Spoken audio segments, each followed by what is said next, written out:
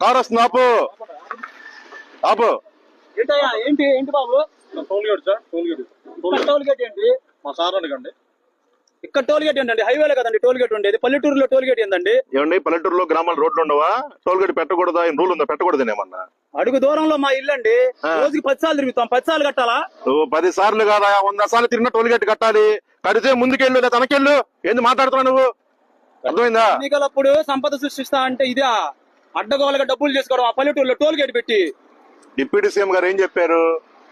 రోడ్ల మీద గుంటలు పోడ్చాలంటే డబ్బులు లేవన్నా. డబ్బులు ఆనిచి వస్తాయి. ఎట్లా వసూలు చేసుకోవాలి మేము? రోడ్లు మొత్తం గుంటలు పోర్చడం డబ్బులు లేవు. మరి ఏం చేయమంటావు? డబ్బులు కట్టేళ్ళు ఎన్ని మాట్లాడకూడదు మాకు. అర్థమైందా? కర్మగాలి ఓట్లేసినందుకు మాకు తగిన శాస్త్రి జరిగింది. ఎంత బాబు? 100 రూపాయలు ఇవ్వండి సార్. పేరుగో తమలపాకులు సుబ్బారావు. రాసుకో. కర్మగాలి ఓటేసినందుకు మాకు తగిన బుద్ధి వచ్చింది. ఇవన్నీ మాది ముందు చెప్పాకు, నువ్వు వెనక మాట్లాడుకో. ఏంది మాకు నమ్మి ఓట్లేసినందుకు మాకు బాగా పెట్టారులే.